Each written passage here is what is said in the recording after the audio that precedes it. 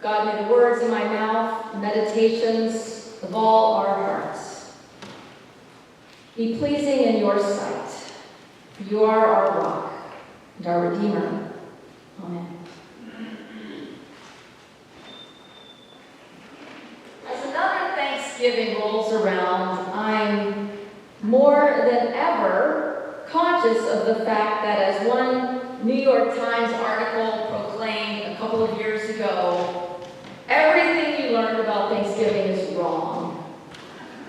Now, I don't want to ruin your Thanksgiving, but this startling assertion is worth paying attention to, not only because we're Americans and Thanksgiving is at the center of our national holidays, but also because our congregational forebears in the United Church of Christ are at the center of this contested story of Thanksgiving. Learning the truth about Thanksgiving, that is, learning the truth about our own spiritual ancestors. Now, it is true that there was a 3-day harvest feast in 1621, the year after the Mayflower arrived. And it's true that that feast was attended by some Wampanoag people. But it's not clear that they were invited. There aren't any records in either their oral traditions or the English records that say they were invited, so they may just have walked in. But fortunately, in this occasion at least, they were welcomed. They were welcomed, and they contributed to the feast venison from their hunts. However, I am sorry to say there's no mention of turkey in the historical record. But the truth that emerges from these history books is that these 3 days did represent an extraordinary moment in time of cross-cultural cooperation and connection. There were games, there was food, even some form of prayer. But the hard part, the part that gets left out, is the historical frame around this pretty picture. And that frame, of course, includes the decimation of native peoples and cultures at the hands of European settlers, both before and after this shining moment of solidarity. Now, these crimes or sins, we might say, of our ancestors require our attention and our repentance. The United Church of Christ and our own Central Pacific Conference is moving in that direction, with an acknowledgement that the settlement of the entire North American continent was based on a legal fiction called the Doctrine of Discovery.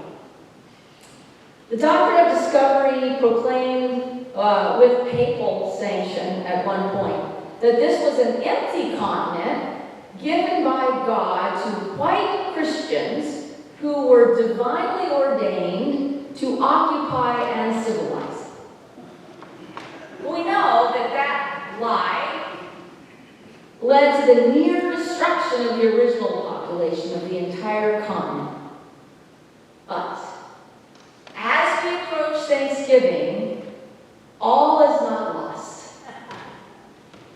Remarkably, after all they have been through, some Native Americans are reaching out to the rest of us, once again offering a hand of friendship and solidarity, offering to share with us wisdom that they have come to believe is needed for our shared survival. One way I have accessed this wisdom is through some forums organized by the American Indian Institute for the traditional circle of Indian elders and youth, North American circle of elders and youth. And they have invited at various points non-native leaders to come in and learn some of the traditional wisdom they deem appropriate to share with us, because they have become convinced that our common survival, is at stake. We have some things to learn from them. So, one of the primary messages I've learned from my interactions with Native Americans is the opportunity to practice what I'm presumptuously calling the key to life. And that has a lot to do with Thanksgiving. Not the historical myth of Thanksgiving, but Thanksgiving as we might practice it today. Since 2006, these traditional elders that I mentioned have been gathering in these forums with non-Native leaders to invite us to join them in acting on behalf of our shared survival. I went to a couple of these, as I mentioned, one at Ghost Ranch in New Mexico, another on Mohawk land in New York. And when I was at the forum at Ghost Ranch, it included elders from Lakota country, the Tulalip Nation of Washington State, the Otomi people of Mexico, Hopi land, Navajo land, Pueblos of New Mexico, and of course, well, I shouldn't say of course, but given my contacts with them, I was particularly glad that the Haudenosaunee and the Iroquois were there also. And they came to warn us that time is short, but hope remains. Well, at the very first forum I attended, which was the one on Mohawk land, we began with a dawn ceremony on the first morning at the fire pit outside the farmhouse where we were meeting.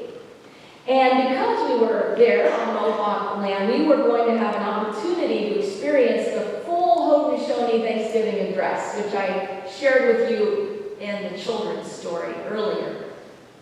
And this Thanksgiving address is believed by them to be the first teaching given to them by the Creator. The very first teaching is to be thankful. Well, while we were at the fire pit, the Mohawk elder Tom Porter began to speak.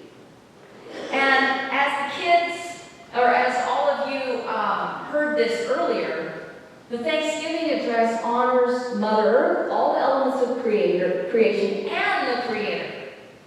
So here's part of the Thanksgiving address as it was shared with us by Tom Porter. And being an oral tradition, every time it's spoken, it changes just a little bit. It's not locked in, but the elements are always consistent. So Tom Porter said the next thing that happened after our Creator made Mother Earth is that He made the water that's in the creeks and the streams and the lakes. And when the Creator did this, He said water isn't just water, it's sacred. Every water is holy. Everywhere in the world, the water has spirit, it's got soul, it's got life in it. And the Creator talked to the water, and He said, your job, water, is to move around, to look for the humans, to look for the birds, for the animals. And that's why the water's moving in the stream out here. It's doing its job, going around, looking for life. And so, he continued to us gathered there, what we will do now, you and I, we will put layers of thank yous, greetings, and love together, and we send it to the spirit of the waters of the world. And we say, we who are your human relatives, thank you. We thank you for the quenching of our thirst, yesterday and today. Now, I don't know about you, but that might sound a little strange to some of us with Western ears. After all, water is just a chemical compound, right? H2O. And while we might go so far as to give thanks in passing at meal times for our food, who ever heard of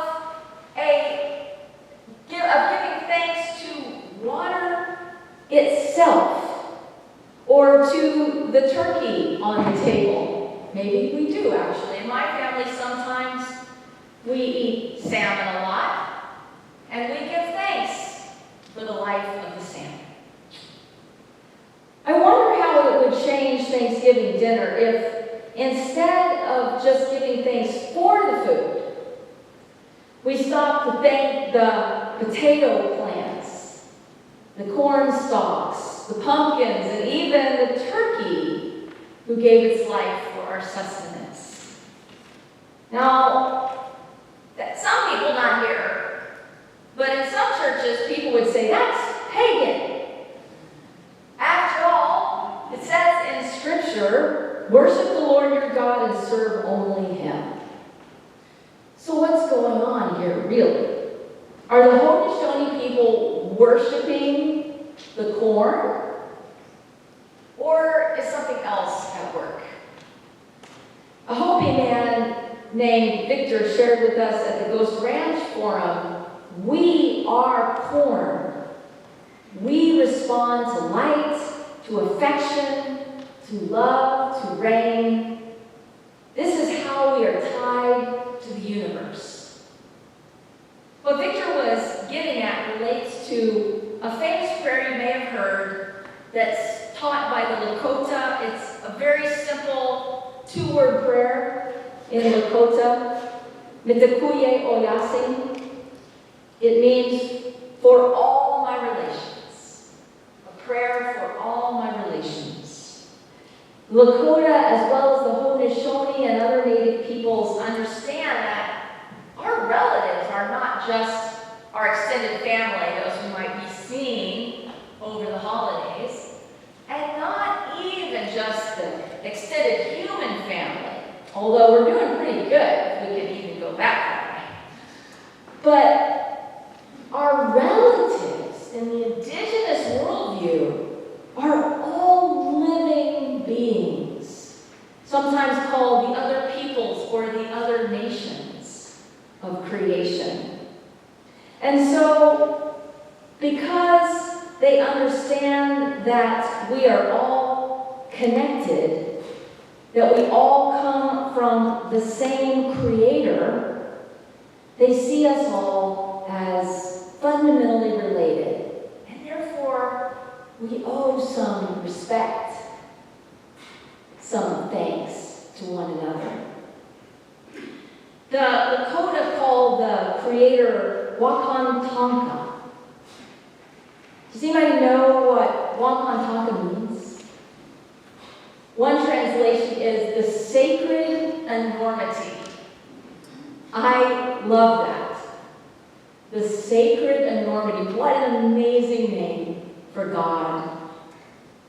So when the Haudenosaunee give thanks to water and the Hopis say we are corn, what they really mean is that everything participates in the Spirit. Everything comes from the same Creator, and so we are all related. Poison the water and kill the child. Destroy the soil and lose the civilization. Overheat the climate and unleash super typhoons. So when the Haudenosaunee give thanks to the elements of creation, it's not only a spiritual practice for them, for they also believe that our future actually depends on these simple acts of gratitude. In one conversation I had with Mohawk leaders, I was told that if human beings ever stopped offering thanks to creation, if they stopped doing their ceremonies of thanksgiving, the world will come to an end. Gratitude is that important. They believe when humans begin to neglect the courtesy and respect that we owe to all elements of creation, other living creatures will slowly disappear from the face of the earth. It is in their prophecies. Kind of radical to connect that with what science is teaching us about the sixth extinction cycle we're going through now. Well, given all this, is it possible that a spirit of gratitude is really something like the key to life? What I've come to realize with the help of my Haudenosaunee and other Native friends is that gratitude is actually at the very root of what it means to be human. As Chief Leon Shenandoah says in our modern testimony, giving thanks is to give honor. Giving thanks is to show respect. Doing that means you're becoming a human being. In the past, sometimes I have referred to this as the insight that humans are the thankful animal. We're beginning to learn that there are elements of gratitude in primates and even some other species. I know for one, I am convinced that my dog knows how to give thanks. But there is a way in which there's something fundamentally and quintessentially human about our need to praise, to give thanks through ceremony, through meals, through acts of service. And what I want to suggest today is that Christians may need a little help in reawakening our own fundamental wisdom about gratitude and thanksgiving as the very centerpiece of our faith as well. The biblical writers knew that thanksgiving was as essential to the life of faith as breathing is to the human body. Like breathing, it has to be done all the time. It has to become almost unconscious. Pray without ceasing. Give thanks in all circumstances, says the author of 1 Thessalonians. For this is the will of God and Jesus Christ for you. So, when we hear that, it might help us to realize that giving thanks is a spiritual practice, and as such, it has to be exercised, like you would exercise a muscle. And Thanksgiving is that one time a year when we're reminded by the wider culture to stop, pause, take a breath, and think about what we have to be thankful for. I hope that at your Thanksgiving table, you do what I know many families do, which is to ask everyone before you dive into the food, and after, hopefully, saying a little prayer of grace, to ask them, what are you thankful for? It can be a moment to practice what it means to feel grateful. More and more research is pointing to the importance of experiencing and practicing gratitude for our health, our actual physical health, as well as our mental health. There are studies that have shown that if people just write down a few things every night that they can feel thankful for, it can actually transform their consciousness and have positive impacts on their health, their physical health as well. And we can learn from the biblical writers one way of engaging in this practice of gratitude, and that is to take a look at the praise songs in the Bible, like Psalm 148. In fact, I think Psalm 148 is the closest thing Jews and Christians have to a Haudenosaunee Thanksgiving address. I invite you to take a look at it again for just a moment as you're sitting in the pew looking at the bulletin. Notice how in this Psalm 148, many elements of creation are invited to share in giving praise to God. They are addressed. They are assumed to be alive, full of spirit, able to praise God, to participate in this fundamentally important act of being grateful to the Creator. And it's true that the praise is directed to God, not to the elements of creation, but by addressing all of creation and inviting all elements into our praise to the Creator in recognition of our fundamental dependence on the Creator for life itself, they are teaching us, the Psalms are teaching us, that we are indeed all relatives. As our own choir sang not too long ago, all God's creatures got a place in the choir. But it's true that we don't always feel grateful, right? That's why I said it's a practice.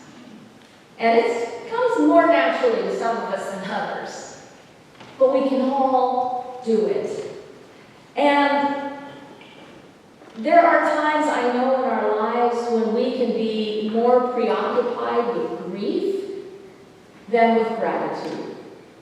But one of the really striking things that I've been learning as I've been learning more about gratitude is that those two things can go together in an incredible way. Hardship, grief, suffering. Some of the hardest moments in life can be leavened by gratitude in ways that may actually be the key to getting through those difficult times. So I want to conclude with a brief story about a woman named Yelowitz Simon. She was a Jew in Berlin at the beginning of World War II. And one day, as the anti-Jewish Nazi machine ramped up, some Nazi soldiers arrived at her door and told her to come with them. And she tricked them by saying, I just need to go down to the kitchen and get some food. I wouldn't want to run away from you in my nightgown now, would I? So they let her go down to the kitchen, and she ran away.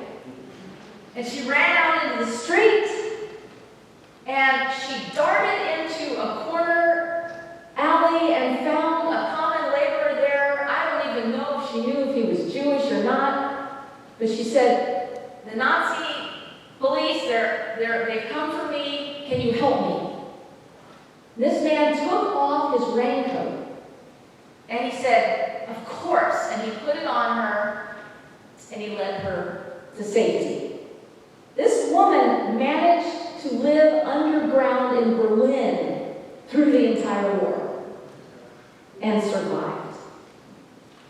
Well, during that time, she had hundreds of moments where she experienced gratitude for small acts of kindness like the one by that laborer that saved her life time and time again. And after the war, she wrote down each one of these experiences that she can remember. And the article where I learned about this story from The Guardian said, strange as it may seem, the Holocaust, a machine of hatred and destruction, was at the same time, the context for millions of small acts of kindness. These findings contain an important insight. Above all, gratitude is a social emotion. In fact, it's like a social glue that helps hold society together and keep it from just spinning apart into a million fragments. Maybe that's why Cicero called it not only the greatest of the virtues, but the parent of all others. And psychologists and sociologists today are learning that when you feel gratitude, you experience gratitude, you are more likely to be generous and compassionate with others, thus inducing gratitude in them and creating a virtuous cycle. And I wonder, is it not maybe that virtuous cycle of gratitude and kindness and compassion that counteracts just enough the vicious cycles of violence and hatred and destruction that also exist in from just going up in smoke. So it looks like gratitude, which has roots in our actual evolution, especially when you get into the higher primates, into something called reciprocal altruism. Gratitude itself helped us evolve to be higher beings, to be human beings. Some of us followed a case this week of a Good Samaritan who was put on trial in federal court for dropping food and water in the desert for migrants so that they wouldn't die as they were coming into the desert. This has now been criminalized, and this person, his last name is Warren, we went to trial, and the jury said, no, sorry, that's not a crime. It may say it's a crime on the books, but no, we're not going for that. And he was acquitted. Score 1 for acts of kindness. What can we do as we head into Thanksgiving to recognize the ways in which, even in our darkest moments, someone or something has come to us that has enabled us to go on, maybe even made our lives better?